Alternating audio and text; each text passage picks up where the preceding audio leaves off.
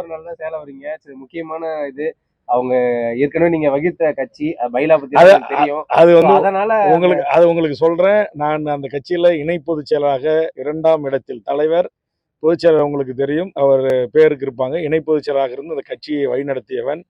அதனால் நான் இருந்த இடத்திலிருந்து வெளியேறி தனியாக ஒரு கட்சியை வெற்றிகரமாக 14 ஆண்டா நடத்திட்டு வரேன்.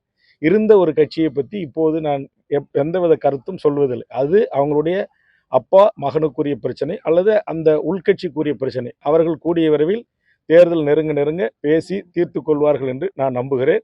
அதற்கு முன்னுதாரணமாகத்தான் நேற்று சரஸ்வதி அம்மையாருடைய பிறந்த நாளில் மருத்துவர் அன்புமணி ராமதாஸ் கலந்து கொண்டு கேக் வெட்டி குடும்பத்தோடு மருத்துவர் ஐயாவும் அருகில் நிற்க அங்கே ஒரு குடும்பத்தோடு அந்த நிகழ்வு நடைபெற்றிருக்கிறது.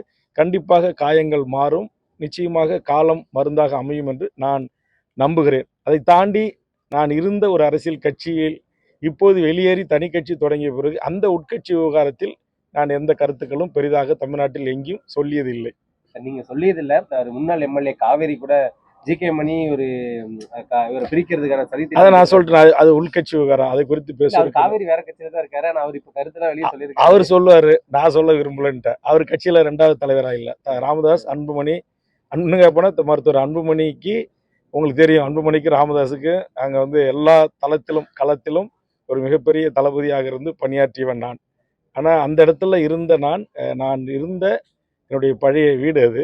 அந்த வீட்டை நான் குறை சொல்ல விரும்பவில்லை. பிளே ஸ்டோர் மற்றும் ஆப் ஸ்டோரில் இருந்து பாலிமர் செயலியை QR கோடு மூலம் பதிவிறக்கம் செய்யுங்கள். செய்திகளை உடனுக்குடன் பெறுங்கள்.